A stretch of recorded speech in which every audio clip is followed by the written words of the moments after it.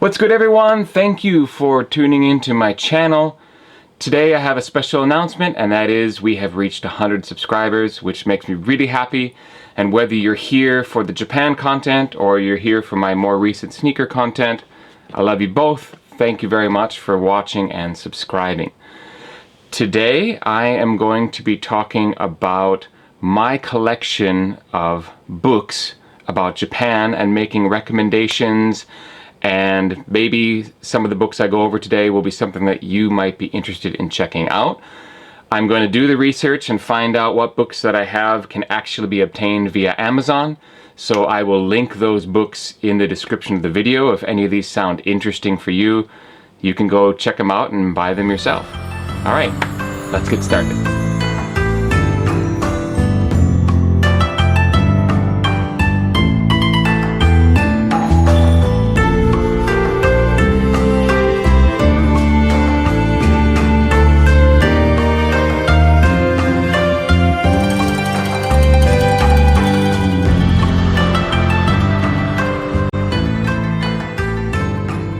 My collection of books is something that I've built over a number of years, usually going through thrift stores, basically, used booksellers, etc. I love used bookshops and always go in whenever I come across a new shop and just, head back to shops that I've been to many times to browse again and again.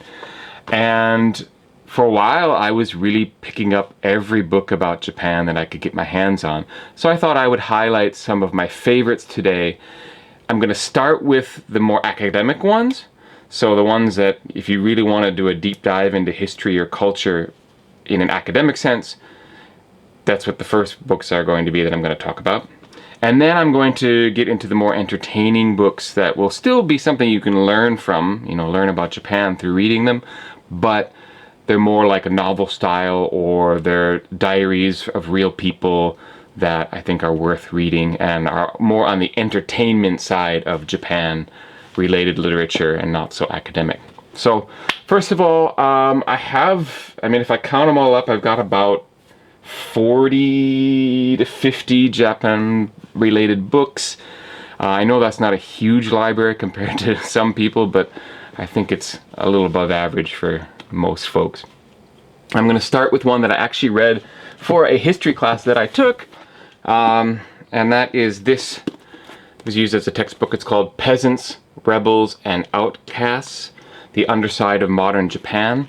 And this one is particularly interesting because it undermines this sort of image that Japan has always been a regimented, well-structured, orderly, tidy society. And the truth of the matter is, Japan back in the day was full of uprisings, full of insurrection, full of, as the title suggests, rebels. And Japan wasn't always this, salaryman, uniform society that many people have the image of. Another classic Japan textbook that you don't want to fall asleep while reading because you might hurt yourself because it's a bit big and heavy, but The Making of Modern Japan. This is also a very excellent survey book. It's dense, but it's really excellent if you want to learn about exactly what the title has to say. This is a commonly used textbook in history courses at universities, so you don't have to attend university and take a university course to get this book and enjoy it. So this is another one that I recommend. If you want to get into more stories of people, I have a couple of books here, like The Great Wave. This is highlighting the types of people who showed up and talking about the transition between the Edo period and Meiji period, with Westerners and outsiders entering Japan. And you can see from the cover of the book, it's got Yokohama-e, which is the woodblock prints that feature foreigners and Japanese in foreign dress. So Japanese wearing top hats and European style dresses and such. Another famous one that's right next to it here is the world of the Shining Prince.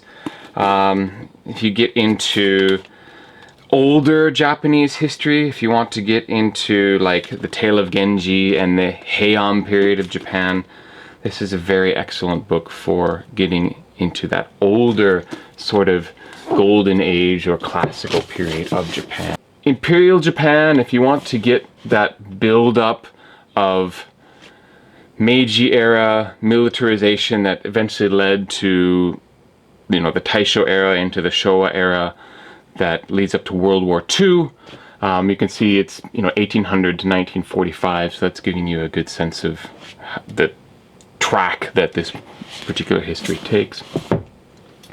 If you want to get into more specific history, this religion in Japanese history, and even better, I really quite liked, and it's not a tremendously difficult read. Rice as Self.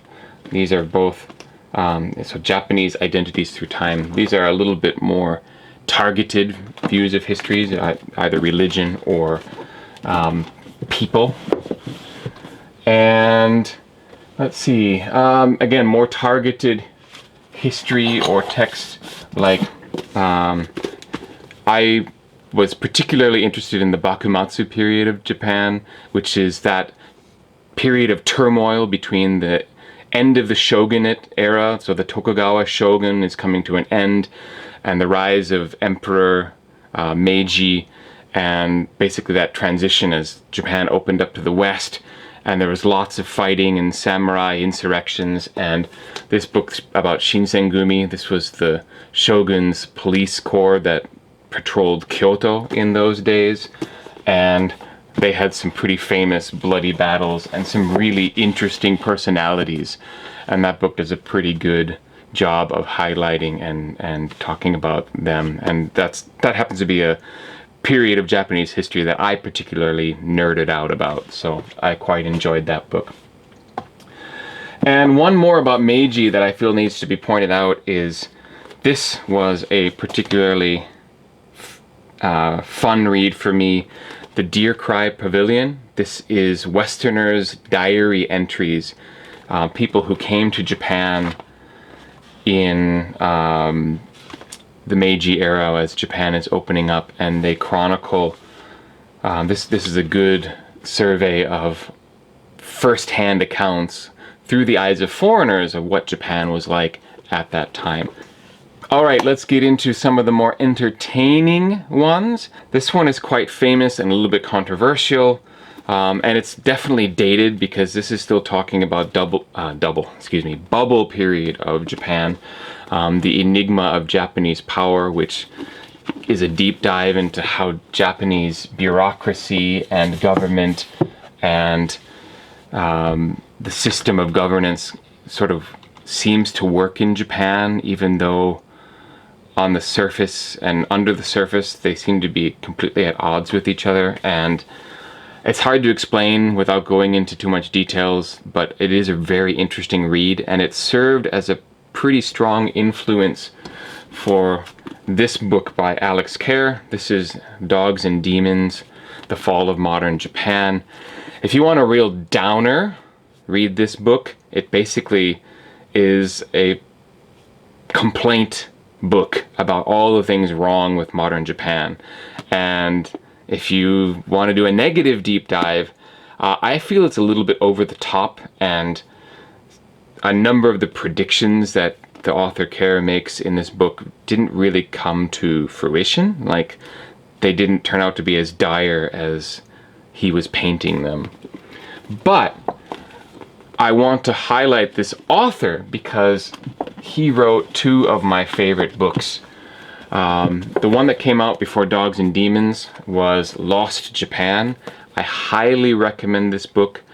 It's basically talking about the old forms of Japanese culture that have been disappearing and are being lost to the sands of time, and how certain things should be preserved and should be more respected and kept in Japan.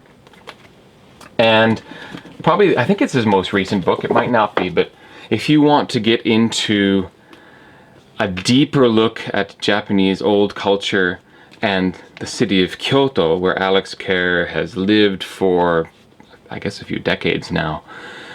Another Kyoto is a book that I've just picked up recently and read and really enjoyed.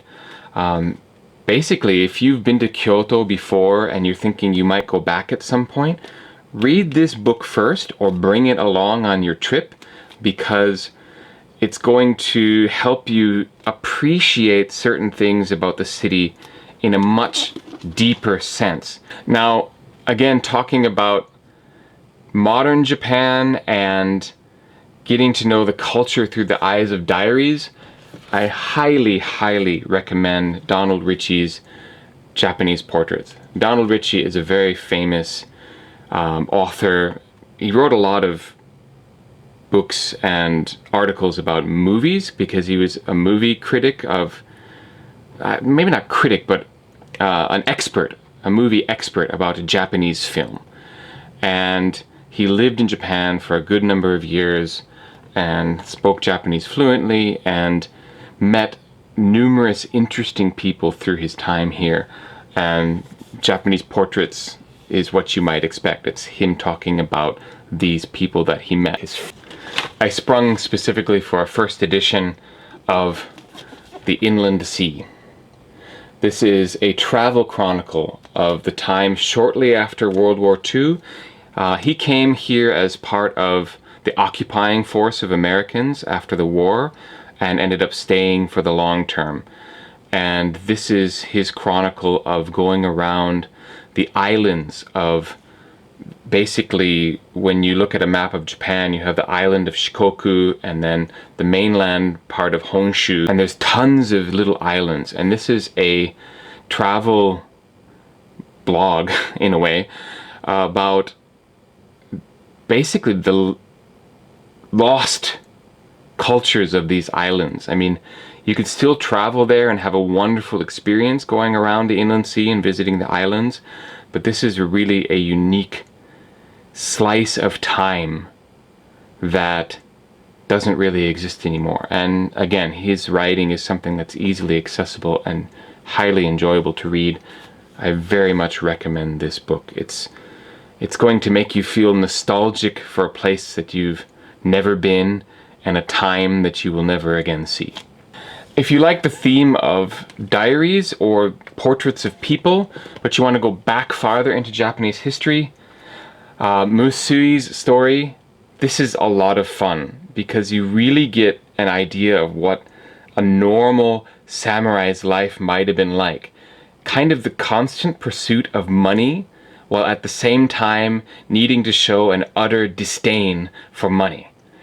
That's the main thing I remember from this book. It's been a while since I read it, but it is a unique, very rare look at what, at least a rare look in English literature, at what a samurai's real life was under the Tokugawa shogunate. Not of interest to everyone who just wants some kind of general Japanese information. I have a lot of books about art. I particularly got into Japanese ukiyo-e, or woodblock prints, and so I have a number of books, and even books that are somewhat valuable. It's not in the greatest shape, but this ukiyo-e to Shinhanga book, this actually sells, the book sells for about $200 to $300 in better shape than this. This is a pretty good encyclopedic book, ukiyo-e, you know, getting into woodblock prints. I think I'll probably do a whole episode on my woodblock print collection at some point because, well, there's a lot of stories there, and it's more than just a collection. It was actually a business for me for a while. I was actually, for 3 years, a print dealer in the United States, which helped me pay for graduate school. So I think I'll tell that story on a future episode. Speaking of which, I feel like I want to do some kind of special episode now that we've hit 100 subscribers. If you have a suggestion for what kind of video you would like to see, please comment in the comments section below. And whether you have an idea or not, I hope you hit the like button on this video. I know I've probably missed some books that I should have talked about, or if you want me to do a second video where I highlight other books, I don't want this video to be too long. I talked about probably the main ones that I would recommend reading, you know, right off the top of my head, that are less known. At any rate, look for books in the description below. I will put in the description below any of these books that I happen to find on Amazon, so if you're interested in ordering them yourself. Or I recommend going and hitting up your local used bookshop if you still have one in your area, and there probably will be a Japan book section. You might find some treasures. And if you have a book you would like to recommend that I should read, I would happily accept recommendations, so post that below as well. Thank you for watching this one, and I will catch you next week. Thank you.